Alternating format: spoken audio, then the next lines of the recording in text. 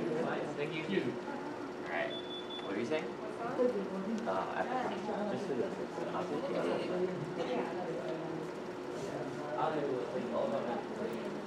Tumabuti ng nakatay lang siya ng result niya.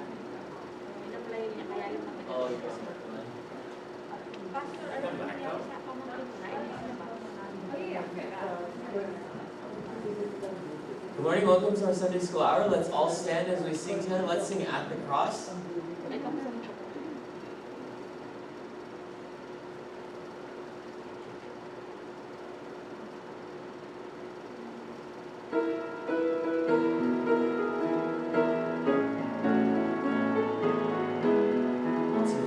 Alas, and did my Savior bleed, and did my Sovereign die? Would He devote that sacred end for such a worm as I? At the cross where I first saw the light, and the burden of my heart rolled away.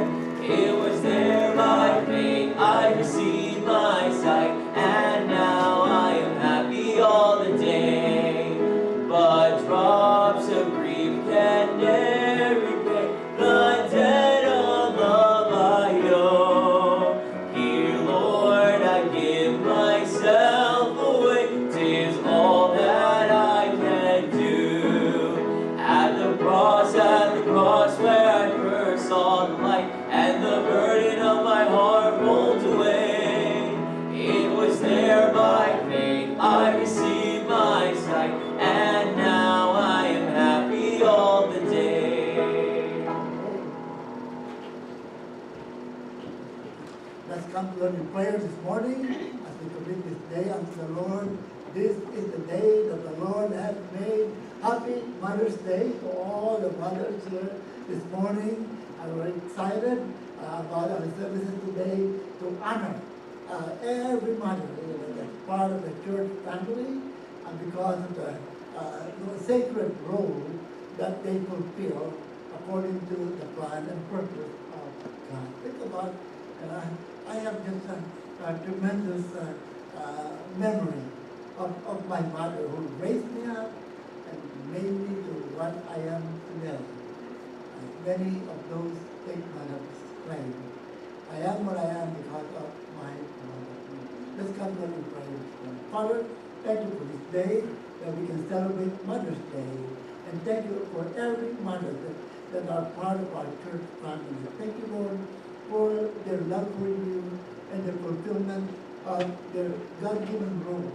Lord, to raise up children that will love you and follow you and support your husband also in the call of the ministry. Thank you again, Lord, for your precious word that give guidance to every mother to how they should raise their children. And thank you again for a great example of what they did. Father, we commit to you our Sunday school hour now. Bless Brother Arnell as he teaches us your precious word, and a constant, Lord, again to increase in our faith and to trust in you, especially in such a time like this. And whatever is accomplished today, O God, we give you all the glory, the honor, the praise, for thou art worthy.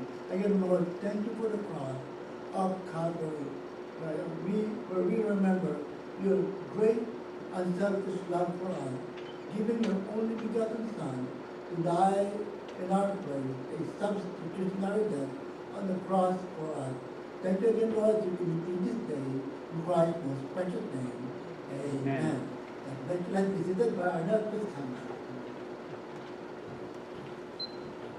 So as we have discussed last 2 weeks ago, the vegan view of film, that it is the unit, end of the unit 10. So we finished unit 10 on our class, and we're over the other set of units, lectures. But it is quite long, the movie is quite long. So it's almost an hour, so without further ado, let's go and watch it. So Justin, can you play it?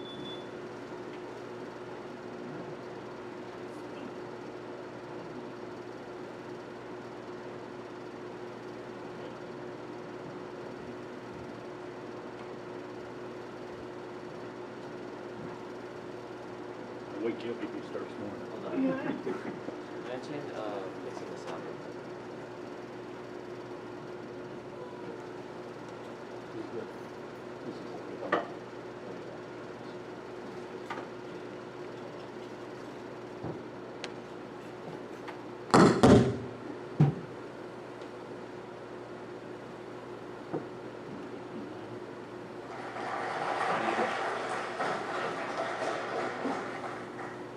Well, welcome to Evidence for the Bible.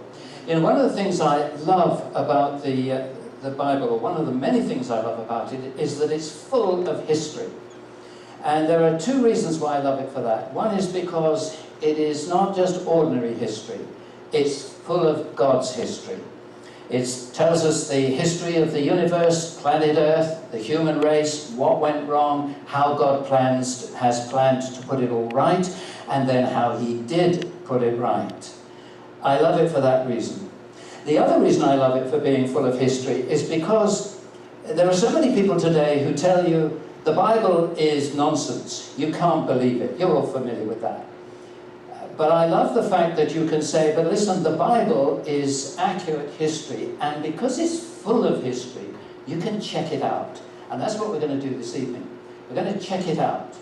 Now, in checking it out, I'm going to be moving fast. So those of you who may want to take notes, you needn't bother to take notes, because I'll tell you how you can remember everything afterwards. You'll forget everything I've said before the end. But we're going to be looking at the subject of, yes, archaeology and the Bible. Archaeology. Well, that might be all right for some people like Danny, but for most people it's a turn off. Archaeology. Well, it's easy to remember. Archaeology is rubbish. It really is. It's the study of durable rubbish, the leftovers of previous generations and civilizations. When you send stuff in the trash can and it goes down to the landfill site, in 300 years' time, that will be a treasure trove for archaeologists. They'll be digging it up to find out how you live, what you ate, and what you threw away. They'll love it. So there's a good reason for chucking it in the landfill site. Archaeology and the Bible. Professor Donald Wiseman, who was, until he died a few years ago, was one of the finest archaeologists in the world. He was a worldwide Assyriologist. He said to me once, archaeology, correctly understood, always confirms the accuracy of the Bible. And what we're going to do now is to look at some of those people and events that some people thought never existed. We're going to look at people and events that were dismissed. They were in the Bible, they were nowhere else, and therefore they didn't exist. And we're going to show how, again and again and again, the experts got it wrong. Let's start, not quite at the beginning, but pretty close to the beginning, the global flood. Now, most of you may know that a catastrophic flood is well embedded in the ancient traditions of nations right across the world, including places like Alaska, China, Egypt, Guyana, Hawaii, India, Iran, Mexico, North America, Papua New Guinea, Peru, and Russia. In fact, with the exception of Antarctica, and you might work out why, every continent has flood ideas, traditions. Now, some of them are quite wacky, you know, riding out the flood on the back of a turtle and things like that. But they are all recognizing a flood, even in places where they're a long, long way away from the water. But we're going to go back to the ancient Near East and look at some that are closest in resemblance to the biblical record. Here are two: Atrahasis epic, that was mentioned earlier, and the Gilgamesh epic. Now, let me tell you briefly the story of the Gilgamesh epic. Gilgamesh wants to get immortality, and he meets up with Utnapishtim. And Utnapishtim says, I was told by the god Ea that there was going to be a big flood on the land, and I had to build a big boat. I got the dimensions, and I built the big boat. He built this big 6-decker. He was told to bring representatives of the animal kingdom into the big boat. He was told to bring his family into the big boat, and he rode out a terrifying flood for 1 week. In fact, it was such a terrifying flood that even the gods, the lesser gods, were terrified by it and were afraid. And then eventually he sent out a dove, a raven, and a swallow, and in his case the raven didn't come back, so he knew it hit dry land somewhere, got out, and he worshipped the gods. You can see immediately some similarities. Now that is encouraging, not discouraging, because it means that here is a legend of the flood, and where does it come from? It comes from the more sane version that you find in the biblical record. Now there's a little quirk in the Atrahasis record that's worth just passing on to you, because in this case we're told that the demigods that have been created to do all the work for Enlil, the main god, they down tools and went on strike. So they had to create the human race in order to do the work that the demigods refused to do. The trouble is, the human race made such a din on earth that it gave the gods a headache. And so they decided they'd have to bring a flood to wipe out the whole of the earth. That was the origin of the flood, a headache among the gods. Now, all this is encouraging because it does at least tell us that right close to the biblical origin of the flood, right there in the Mesopotamian area, where we have the record of a global flood right over the whole of planet Earth, that there were that people were picking up the story as generation went on after generation, and it spread across the world. So when people tell you there are many stories of the flood, don't be fazed by that. Say, yep, I know that. And in fact, isn't that encouraging? Where do you think the idea comes from? It comes right from there in the Bible. Oh, and by the way, don't forget, of course, that Jesus and the prophet Isaiah and the apostle Peter all believed in a global flood that was a fact of history. Let's move on a little bit from that. Did Abraham exist? You see, one of the problems is the only reference we have of Abraham is in the Bible. So he didn't exist. Now, to this day, we don't have any reference to our Abraham outside of the Bible. But we've got some interesting references. This is an inscription desk of the Mari people, the capital of the ancient Amorites. Now, the Amorites are mentioned around 78 times throughout the Old Testament. They come in lists again and again and again. And they were generally enemies of the people of Israel, and they were one of the many tribes that were taken over when the people went into the Promised Land. And the Mari, the great capital of the Maris, was discovered in 1935, and they discovered the 6-acre palace, 600 rooms on 2 levels. But much more important than that was the fact that there were some 20,000 clay tablets, like the one you're looking at, that came to light. And this told us a huge amount of the Ammonite people. Now, the Ammonite people were there, roughly speaking, at the time of Abraham. And we learn a lot about their culture. And Professor Daniel Fleming, an expert in the Mari documents, has given us the understanding of so much of the culture of the Amorites that's revealed there. And the names that you find. Names in their documents like Noah and Abraham and Laban and Jacob and Gad and Dan and Levi. Many place names that are there, that are well known in the Bible. Now those names, those people's names, are not the same people as ours in the Bible, but it shows that those names are very familiar at that time. And the culture is very, very similar to the one that we know is revealed in the book of Genesis. In fact, let me tell you a little bit about the time of Abraham. If you think that Abraham and Sarah were really very primitive people, came from a very primitive society, then stop thinking like that and think again. You're looking at some correspondence, and let me tell you that from that time there are thousands of little clay tablets like this. Yes, from 500 years before Abraham even. When Sir Leonard Woolley dug up Ur of the Chaldees, not all of it, but a good bit of it, which was where Abraham started out in life, when he dug it up around about in the 1920s, he discovered that 1 in 5 homes had writing material in them. He discovered that Abraham and Sarah could have lived in a 2-story house with a bedroom, reception room, kitchen, and some primitive plumbing as well. And we know now that these people were skilled in mathematics, they were skilled in quadratic equations, they were skilled in geometry and in algebra. And they knew, wait for it, they had a working knowledge of the theorem of Pythagoras 1,500 years before the Greek philosopher was even born. And you're looking at a writing tablet. Now, there are loads of these. On the extreme left-hand side, you have the letter. You want to send a message. There are thousands of these, and there's many, many tens of thousands, I repeat, tens of thousands, in the museums of our world. The British Museum have got loads as well. They haven't yet been translated. What might we read yet? There are marriage contracts. There are property deals. There are rental things for property. This is the one you're looking at, is actually for the rent of a room in a temple. And you simply write it on a piece of clay, back and front. You flip it over like this when you want to turn the page, with a little square-ended spatula, like a lollipop stick, you know. You just punch it in, and you get this little dagger kind of writing.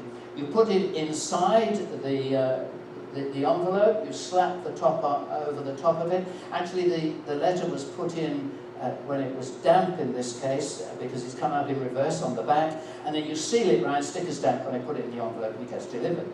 Well, maybe. But there are thousands of these, and there are orders for goods. There was trade going on all around the Mesopotamian area in the ancient Near East. There are goods for the orders. There are complaints of the delivery of wrong goods and inferior quality goods 4,500 years ago. Nothing changes. And all that in the time of Abraham. He came from a very, very sophisticated society. And God told him to go out into the desert, not knowing where he was going. And he became a nomad.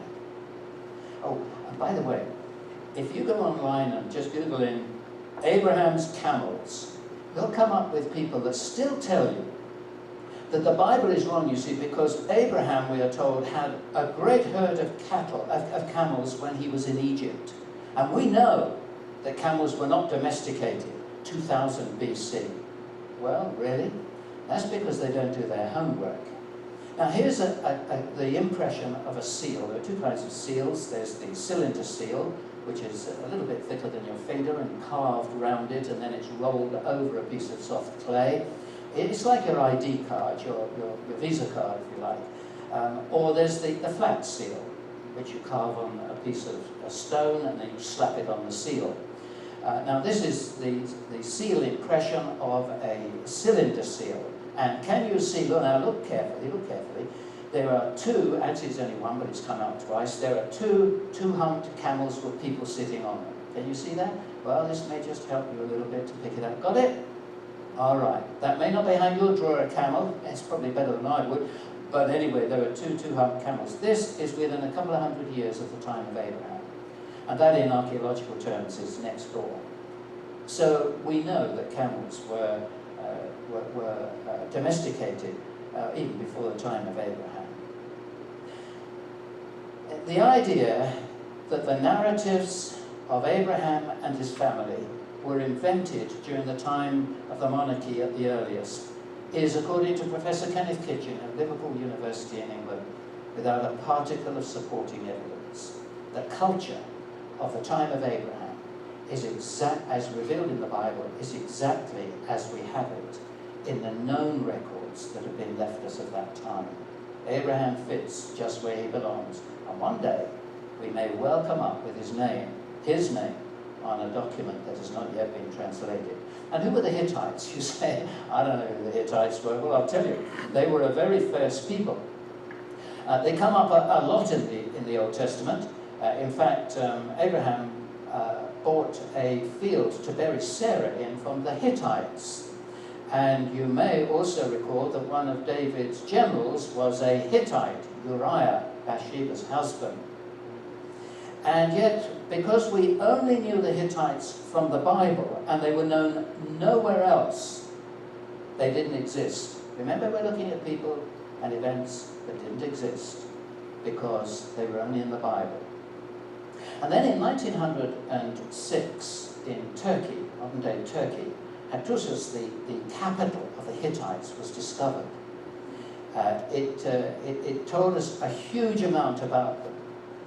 The palace was covered an area, and covered a huge area, and there were many, many rooms in it. The Hittites are now well known. Some of you may have even seen programs. The BBC ran a program not long ago on the Hittites.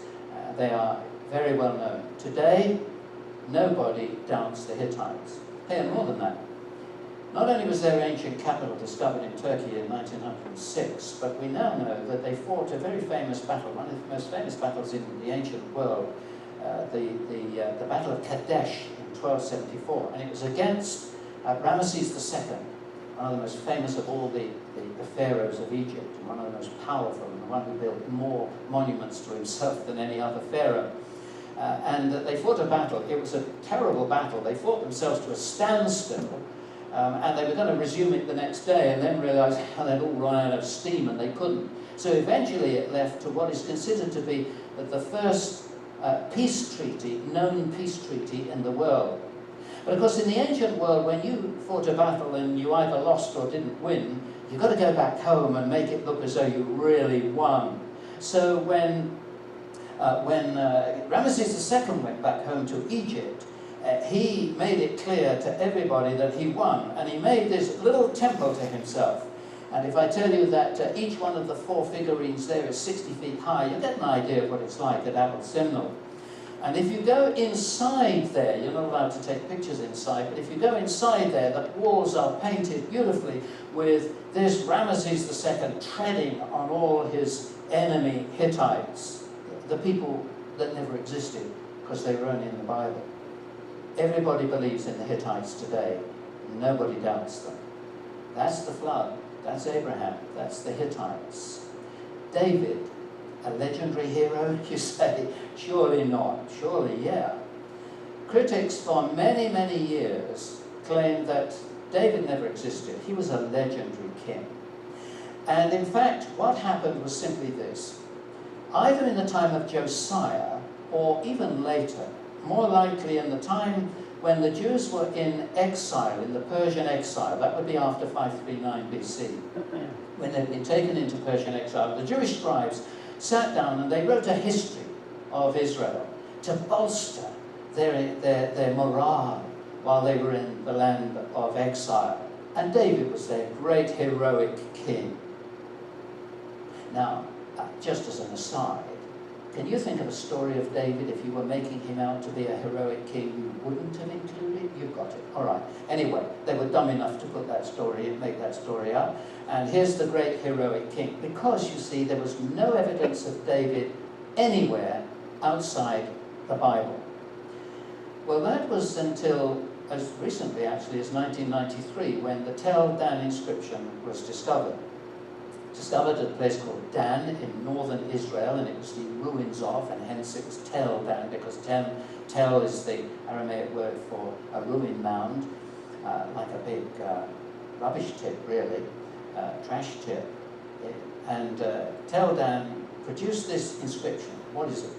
It's the King Hazael of Syria, who refers to the fact that he killed the king of Israel and the king of the house of David, the dynasty of David. Now, no one doubts that this is 796 BC. It has to be because of King Hazael of Syria. That's his dates, and it fits perfectly what we know and where it was found and so on. No one doubts that. But the very fact that he refers to the dynasty or the house of David is interesting because it's only 175 years after David, but more to the point, 300 years before the legends of David were supposedly invented. Now, serious archaeologists today doubts the existence of David because they say he wasn't quite as powerful as the Bible says he is, although there's evidence to the contrary of that now, but that's another story I haven't time to tell you. But this David, who never existed, now everybody accepts that he really was not a legendary hero, but a real figure of history.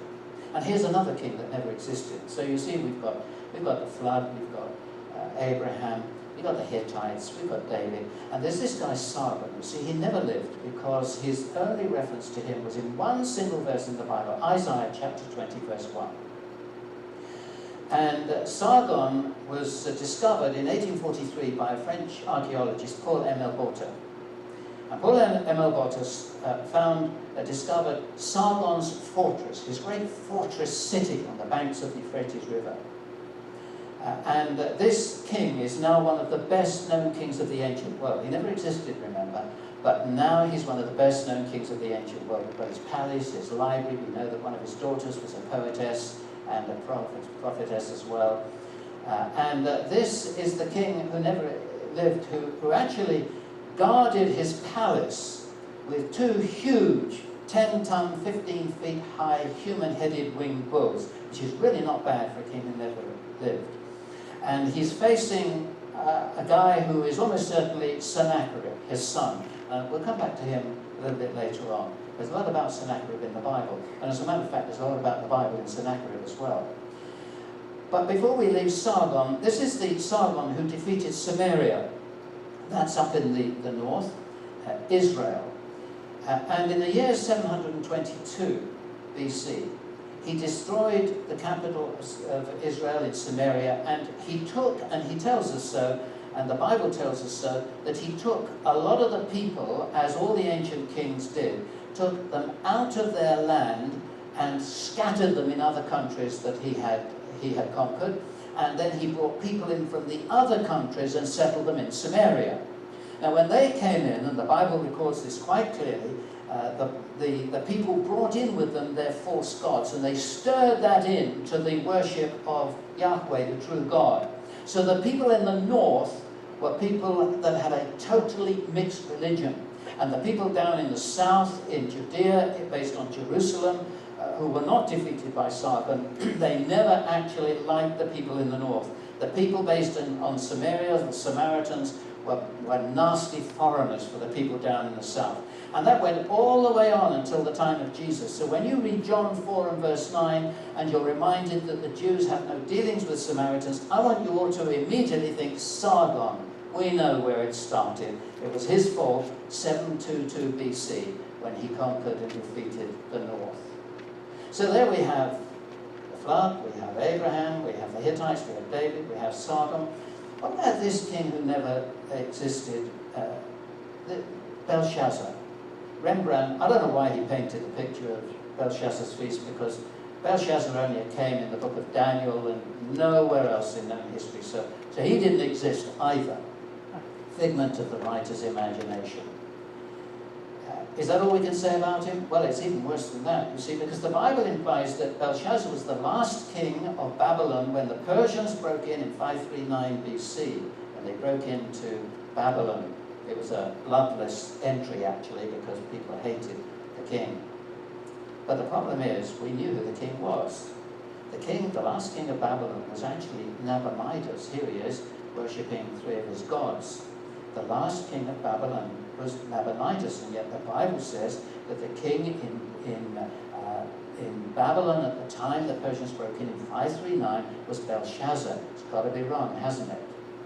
Well, that was until the British consul in Basra, and you all know where Basra is, actually discovered the remains of a temple that had been repaired and dedicated to the moon god.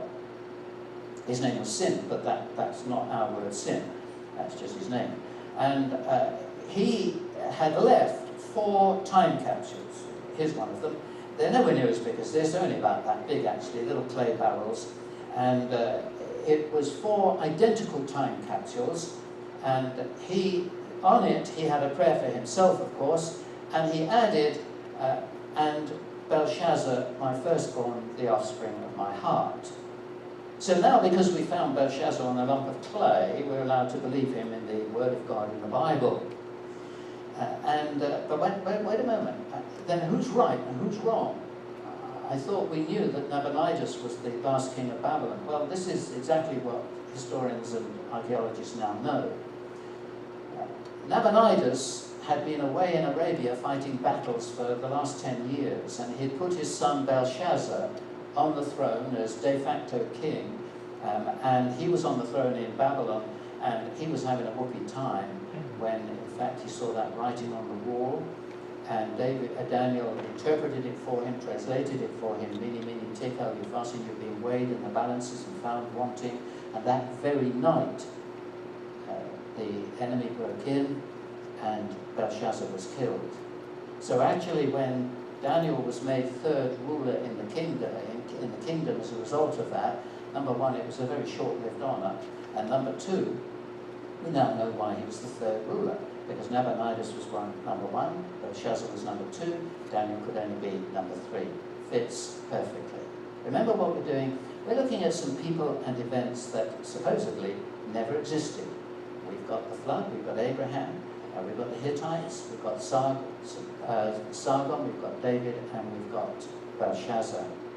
What about this place, Nineveh, the magnificent capital of Assyria in the time of Sennacherib, that you've just been thinking about earlier? The problem is, when the Babylons destroyed it, they destroyed it so well that it just disappeared. So, where on earth was it? Is it? Or was it ever? In fact, until the 19th century, they were beginning to believe that maybe there never was a place, because, you got it, it was only found in the Bible.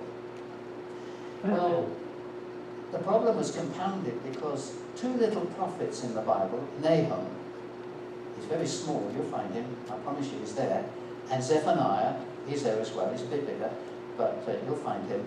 They prophesied of Nineveh. Nahum said, Nahum 3:15, their fire will devour you. And then Zephaniah, God said, Nineveh would be made a desolation, a dry waste like the desert. And that is exactly what happened. And we now know that because when Nineveh was eventually discovered in 1847 by Austin Henry Laird, an English archaeologist, the whole city came to life. And the burnt walls, fire-blackened walls, you can see right there in front of you, the scorching of the walls of the intense heat. And that's exactly what happened in 612 BC, when the Babylonians actually destroyed the city and wreaked revenge, because earlier the Assyrians had been to Babylon and had done the same thing to them. So it was payback time to Assyria, making Nineveh a desolation, a dry waste in the desert. And the whole city disappeared under the desert floor until in 1847 it was discovered. And when it was discovered, it made news, international news, because a biblical story was literally coming out of the ground. Well, let's go and have a look at that story just for a moment. You remember the guy who was chatting with his dad earlier? Sargon on the left and Sennacherib on the right. Sennacherib, on his father's death, took over the power of the kingdom, and the very first thing he did was want to collect rent from all the subject nations that should have been paying him. This is all written in the Bible, and it's all written in Sennacherib's records as well. In fact, this is not a Bible text, this is Sennacherib's record himself. He says he took his army through the land of Judea, and as to Hezekiah the Jew, incidentally, this is one of many times when pagan kings refer to Jewish kings in the right place at the right spot, and Jewish kings are referring to pagan kings in the right place at the right spot. As to Hezekiah the Jew, I laid siege to 46 of his strong cities, walled forts, and to countless small villages in their vicinity. So he trundled his massive, brutal Assyrian army through the land, smashing, destroying, plundering, burning all through the land. 46 of his strong cities and walled forts and the land around them. It was a devastating time. And Hezekiah is holed up in Jerusalem. And then Sennacherib came to the walls of Lachish. Lachish is the second most significant, most powerful city and the most well-defended city of all. And eventually it fell. And when he went back to Nineveh, Sennacherib decorated his victory wall, not with Jerusalem, but with Lachish. 61 feet of wall panels. And it was when Austin Henry Laird discovered it in 1847, as I say, it made international news, because here was a battle from the beginning to the end, put out for us all to see. It's now how we know what ancient warfare was like. And you can see a battering ram. I'd love to talk to you more about that battering ram, but I haven't got time. But this is how we know what battering rams were like in the ancient world. And down on the bottom right-hand corner, you can see people, it's an early form of crucifixion. The Assyrians would put a stake through a man's stomach or his groin and leave him to die. And all through this tremendous panel all the way round until you have people right at the end, some of the leaders being spread out and literally flayed alive, with the children being made to watch. And it's quite significant that, I'm not showing you a picture of that, but you can see children escaping with their parents, even in the one in front of you there. It's a biblical battle that's coming right out of the ground. And right at the end, you have the king sitting on his throne receiving the booty. Sennacherib, king of Assyria, besieging with all his forces. Meanwhile, back in Jerusalem, Hezekiah had 3 or 4 years of warning that the army was on the way. It took time for the army to get through the land and do all this destructive work and lay siege to Lachish. And so he had time. One of the things he had to do was deny water to the enemy, but make sure that Jerusalem was well supplied. So the Bible makes a very simple comment. It says that actually what he did was to channel water through the city, down to the west side of the city of David, with a conduit, a tunnel, which brought water into the city. How many of you here this evening have ever walked through Hezekiah's tunnel in Jerusalem? 1, 2, 3, 4, about 2, 3, 4 of you, okay. It's something that's quite incredible to do. You can actually walk through the tunnel that Hezekiah's engineers built, and no engineer today knows how they did it. They started at both ends. All they have is a little pick in one hand and an oil lamp in the other. We know they started at both ends because when they met in the middle, they left a plaque on the wall that told us exactly how they met. And they wind under the city, 49 meters down, 533 meters wiggling through, and the gradient is just less than 1%, just a gentle gradient, so the water keeps flowing, and it ends up in the pool of Siloam, which was only discovered, the real pool of Siloam, only discovered in the year 2004.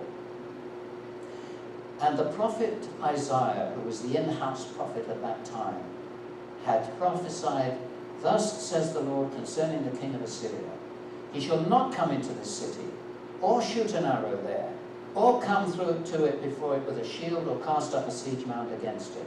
And that is exactly what happened. If you know your biblical story there, you know that the record makes it absolutely clear that overnight the army was decimated by an unseen hand. And he had to go back to Assyria, where a few years later he was slain, assassinated by 2 of his own sons. And the Bible actually gives the name of those 2 sons, one of which has been identified in Assyrian and Babylonian records. And the Greeks and the Babylonians both confirm that his army was decimated and he had to return home. They give a different reason for it. Herodotus, the Greek historian, says that mice ate all the bowstrings so that they couldn't do any more fighting. There is a biblical account that is more accurate than that, and you can go read it for yourself. But it does mean that the word of God was absolutely true, and this is significant. Sennacherib left a record of all his military campaigns. And in every single military campaign against the surrounding nations, he captured the central city and captured its king, with one single exception. And that was Hezekiah in Jerusalem. And all he can say about Hezekiah in Jerusalem on the Taylor prison is that he shut up Hezekiah in Jerusalem like a bird in a cage. That's true. The problem is he couldn't open the cage and get the bird out. And it really was an admission of defeat, although he didn't look like that. So he went back home, and like Ramesses II with Abel Simnel and his so-called victory over the Hittites, he had to make a wonderful victory over Israel and Judah, and it's the Lachish room that he has to put up. Let's have a look at a few more people confirmed by the spade. Here is one of the great kings of the ancient world. I thought you'd like to see him. Beautiful picture of him, isn't it? Shalmaneser III, king of Assyria. He calls himself a strong man, unsparing. And he tells us what he used to do when he defeated a city. He would make He would make a terrible heap of skulls outside the city and make the rivers run with blood. And on the stela that you're looking at here, he records the Battle of Karkar in 853 BC. Now that battle is not recorded in the scriptures. They don't need to record all the battles unless they've got some particular reason. But what's significant is that on the back of this, and if you nip around the back of the screen, you can see it afterwards, if on the back of it, he has a reference to this particular Battle of Karkar. It was some fight. There were 61,000 troops against him, and that included, that was the infantry, and there were 4,000 chariots, and there were 1,900 cavalry and 1,000 camels, and he defeated them. He says he slaughtered 14,000 of them, and there wasn't room to bury the people. But the reason I'm mentioning it is because he mentions on the back, Ahab, king of Israel, put 10,000 infantry and 2,000 chariots, that's half the chariot force, into this battle. One of many occasions when ancient kings are referring to biblical kings in exactly the right position. And here's another one. This is the guy who drove his chariot furiously into Jerusalem, and the end of Jezebel was just on the end of that as well. Now Jehu was a butcher and a usurper. He butchered his way to power, usurped the throne of Israel. They needed a few friends to keep on side. And who better than the big guy himself, Shalmaneser III? So he toddled along to Shalmaneser with a few gifts. And on the black obelisk, it's an obelisk because it's four-sided and it tapers at the top, and it's called a black obelisk because it's black limestone. And on the black obelisk there is a list of 1, 2, 3, 4, 5 kings who are bringing tribute to Shalmaneser III. And the second row down has a kneeling figure there bringing tribute to him, and the text above it, in cuneiform writing, tells us that this is Jehu, son of Omri, bringing tribute to the king. And as you go around the obelisk, you will see all the gifts that he brought. Another king, Ahab, Jehu, mentioned very clearly in ancient pagan records. This is incidentally the only depiction we have of an Israelite or Judean king, which is not surprising because even at their worst, they obeyed the commandment not to make a graven image of their king. And you might be interested in this. I mentioned earlier the seal impression of what I said was a cylinder seal. Now these are some seal impressions of the flat seals, if you like. The one carved in stone and slapped onto a piece of clay. And here's a seal impression that has on it Ahaz, king of Judah, and Hezekiah, son of Ahaz, king of Judah. Now listen, everything I'm telling you is accepted by the world of archaeology, and this is not denied. They accept this. I can tell you how they found them later on if you want me to. And this one belongs to Shebna Yahu, or Shebna, the servant of the king. Now he was the bad boy in the palace. And if you want to know why he was a bad boy in the palace, just read Isaiah 22 and you'll find out. But I love this. You remember Jeremiah? He was the prophet, in-house prophet, at the time when the Babylonians were closing in on the city. And whereas Isaiah told the people in the city of Jerusalem, it's okay, God's on your side, he's not going to break in, Sennacherib won't get into this city. Jeremiah, a few centuries later, had a very different message. He said, it's all right, God's finished with you. You might as well surrender now. Now that didn't go down very well with people trying to defend themselves against the Babylonians. He was the most hated man in the city. And in fact, so hated that you may recall how they dropped him into a well, and it was only an Ethiopian who pulled him out again. But two of the big conspirators against him was Gedaliah, son of Pasha, and Jehukal, son of Shalamiah. Here's their seals. Nobody doubts that these are the seals of those two guys. But this is the best one. Jeremiah had a scribe. He's the guy who would write down the prophecy that Jeremiah would give. And his name was Baruch, or Berechiah. His name appears often in the book of Jeremiah. You'll find it, Baruch, Berechiah. And here is his seal. In fact, there were two seals. The other one, not this one, the other one's got a fingerprint on it. Do you know we might even have the fingerprint of Jeremiah's secretary, Baruch? Now listen, I didn't say we have. I said we could have. It's got to be somebody's thumbprint anyway. But these are evidences of how real these people were. People and events who once never existed. What about some instructions that were never given? Well, one of the most famous is this one. You see, when the people were brought back from, when the Persians overcame the city of Babylon, Cyrus was the top guy. He was the king of Persia, fabulously wealthy. And he made a decree, according to the Bible, that the God of heaven had given him all these kingdoms, and he told the Jews that if they wanted, they could go back to Jerusalem, they could rebuild their temple, rebuild their city, and take their gods with them. And they said, we haven't got any gods, but I'll tell you what we would like. We'd like all the stuff that Nebuchadnezzar nicked out of the temple. And he said, right, you can take that as well. And there's no recession here in Persia. We'll pay some of the costs of travel as well. All that's in the book at the end of Chronicles, books of Ezra, and Nehemiah. You'll find it all there. And the critics said, nonsense. Almost all of them, like Sargon, took the cream of the population out and brought other people in, but they didn't do the opposite. They didn't tell people you could go home. So that's wrong to start with. Well, that was until a lump of clay was found. This is known as the Cyrus cylinder. It's so important that it sits in its beautiful glass case in the middle of the British Museum, and you can walk right round it, and it's still the national icon of Iran. It went on tour there a few years ago, and they gave it back. It's a replica is in the headquarters in New York of the United Nations. It's been translated into all 27 languages of the UN, the official languages. And why? Because they consider it's the world's first, earliest charter of freedom. In fact, it's compared with our English Magna Carta. I think that's a bit OTT, frankly, but if they want to believe that, that's fine with me. And why? Well, I'll tell you why.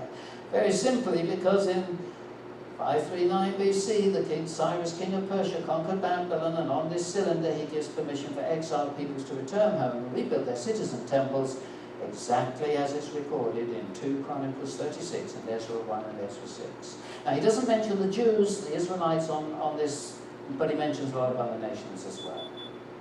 One order that was never given, but nobody doubts it today. And here's another guy. Do you recognize him? Who's that? Well, you know who he is, don't you? Caesar Augustus. Now, you remember he made a very important order, didn't he? But of course he didn't, because, well, I mean, the Romans didn't have regular taxes, and anyway, they didn't expect people to go back to their place of birth to be registered. That's nonsense, isn't it? So they thought. We now know for a fact that the Romans had regular taxation. We've got many of them on record. And more to the point, here is a census order from the Roman governor of Egypt in the year 104 AD, that's in the time of Trajan, and he's ordering all men to return to their homes for a census. That's exactly what was commanded in the record that's there in Luke's Gospel. Just a few more people confirmed by the spade.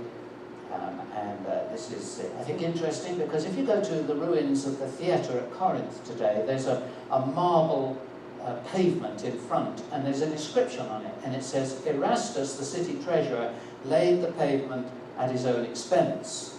And when Paul is writing to the Romans, he's writing from Corinth, and this is one of the greetings he gives. He says that Erastus, the city treasurer, is sending greetings. Now, the city treasurer and the word that is used in the inscription is not identical, but it's the same position with a financial responsibility. This is almost certainly the Erastus in Paul's letter to the Romans, and the one who laid the pavement. And one of the reasons for that is that according to the Greek lexicon of proper names, only 1 in 1,100 men would have the word name Erastus, not a common name like Brian, but it was a very unusual name. We almost certainly have a reference here to the biblical Erastus. But what is unquestionable is that when Paul and Barnabas wound up on Cyprus at Paphos, Luke, recording it, tells us that Paul was a man, that Sergius Paulus was the Roman governor at that time. And he was, he says, a man of intelligence. Well, of course he was, because he accepted the gospel. An inscription discovered in 1877 near Paphos on Cyprus confirms that Sergius Paulus was proconsul in AD 47, exactly at that time when Paul and Barnabas were being there. I want briefly to introduce this guy to you. Now, an archaeologist is really a scholar with a bucket and spade. And Professor William Ramsey was professor at Oxford and Aberdeen. He gained 3 honorary fellowships, 9 honorary doctorates. He was knighted in 1906 and gained the Victorian Medal of the Royal Geographical Society for his work in archaeology of Asia Minor, that is modern-day Turkey, at the time Luke wrote his Gospel and the Acts of the Apostles. Now, he was not a fool. He was a sharp guy. But what's interesting with William Ramsey, it was that when he began his training and his studies, he went to Germany, to Tübingen, and he studied under some of the greatest German critics of the day. And they told him, if you go to Asia Minor and you start digging up Asia Minor, you will discover that the Gospel of Luke and the Acts of the Apostles don't figure in history. They'll be wrong everywhere. So he went with that in his mind. He believed that he would find out that actually Luke, if he was the writer of Acts and the Gospel, would be wrong everywhere. This was his conclusion at the end of his studies. You may press the words of Luke in a degree beyond any other historians, and they stand the keenest scrutiny and the hardest treatment. Christianity did not originate in a lie, and we can and must demonstrate this. Now, his work has never to this day been exceeded. It's interested in some critical books you don't get a reference to him, and I'll tell you why you don't get a reference to him, because he's already answered their criticisms, and they don't want anybody to do that. You're familiar with that kind of approach. Luke was a very accurate historian. You can do the sums yourself. These are mine, but you can do them yourself and check it out. In the Gospels and Acts, Luke refers to 117 living people by name, 114 towns, provinces, islands, seas, and other identifiable places, 25 political, military, social, or religious events that are well known to history. He refers to the famine in Acts 11, famine in Judea, the expulsion of the Jews from Rome under the Emperor Claudius in Acts 18, and both of those are found in first century texts. Luke was a very accurate historian, and he wanted people to check him out. He was quite happy for that. That's why he was prepared to make given names. He said, if you don't believe this, go and ask them, go and check it out. Luke must have kept a notebook. You say, a notebook in the first century? Well, yes. Here's a first century notebook. Now, here's a good idea. Take a sliver of wood, or if you prefer, parchment, punch a couple of holes. Actually, this one's got 4 holes, 2 on each side. Punch a couple of holes in the bottom, put a ring through it, and guess what you've made? A ring binder, a notebook. Now, the Greeks didn't have any name for this, so they stole the Latin word, membrane. And when Paul was writing to Timothy, you remember he said, will you bring me the scrolls and the parchments? The word parchments he uses there is not a Greek word at all, though the rest of the letter to Timothy is in Greek. It's a Latin word, membrane. Paul was using a notebook. People were literate. People were writing. People were keeping notes. And there is no reason at all why the gospel writers should not have been keeping notes at the time that Jesus was alive. And many other people would have been doing the same. This whole idea of oral tradition, going on, Chinese whispers, the argument, it just is nonsense. There were notebooks around in the first century. The Apostle Paul, in one of his letters, wrote very movingly, remember Jesus Christ risen from the dead, as preached in my gospel, for which I am suffering. If we have died with him, we will also live with him. If we endure, we will also reign with him. And the early Christians knew what it was to suffer for him. Here on this piece of marble is a crude carving of a donkey-headed man spread-eagled on a cross. And beside it, in misspelled Greek, are the words, and there's a little man standing there with his hand up in worship, are the words, Alexamenos worships his God. You see, the early Christians were often called Asinari, donkey people, because Jesus rode a donkey into town. And hence the mocking piece of graffiti, a donkey-headed man on a cross. Maybe you couldn't see it very easily. I picked it out for you here. Got it? But what I love is this. Underneath, in perfect Latin, somebody has written, Alexamenos is faithful. And I love to think that maybe at night, Alexamenos himself slipped out under the cover of darkness and completed the graffiti. You can mock, you can laugh, but Alexamenos is faithful. He's worshipping his crucified Lord. And one of the most moving pictures I think you'll ever see is this one called The Christian's Last Prayer. I want you to look at it carefully. You see the Christians kneeling there in prayer. There's an elder praying. There are women. Look carefully. There are children. And the lions and wild beasts are about to be set on them. What you haven't yet noticed is that all around there are Christians burning on stakes. Tacitus, the Roman historian, tells us that Nero actually ordered this kind of thing, illuminated his garden parties with burning Christians. They were prepared to suffer as our suffering brothers and sisters are across the world today, because they believed passionately in the death and the resurrection of Jesus Christ. If you go to the Garden Tomb in Jerusalem today, some of you doubtless will have been, you'll see there's a tomb there. Don't let them tell you that it's the tomb Jesus was buried in, because it isn't. It's actually older than that. Jesus was buried in a new tomb, first century. This is older than that. But it's very much like it. You can go inside, you can see where the body would have been laid, and as you turn around and come out again, you'll see there's a note on the side that says, he's not here, for he is risen. You see, the resurrection of Jesus Christ demonstrates who he is and what he came to do. Or, as the Apostle Paul wrote, Christ died for our sins in accordance with the Scriptures. He was buried, he was raised on the third day in accordance with the Scriptures. And those Scriptures we can trust. They are historically accurate. They are theologically accurate.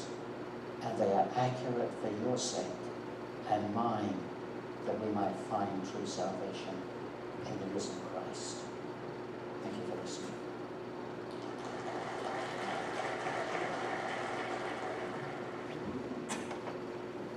It's a nice movie. In fact, if you look at it, every Christian should not be looking at archaeology just to reiterate or prove what the Bible is saying.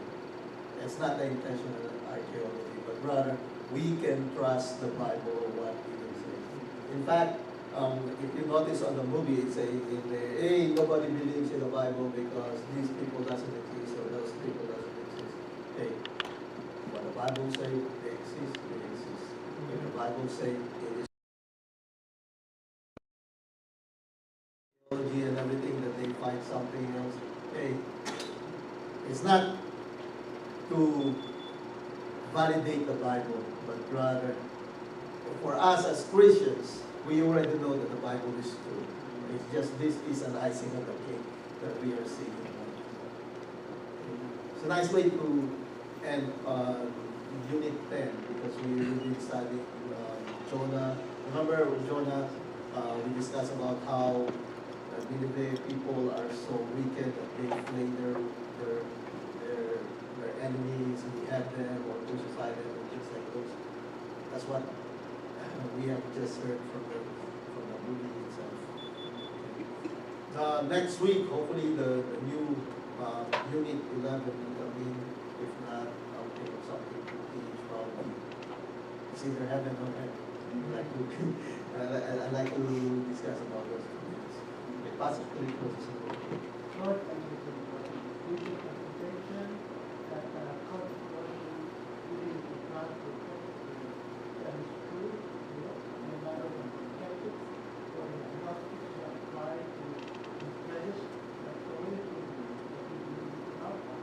Even archaeology is a scientific method, like whatever, it's an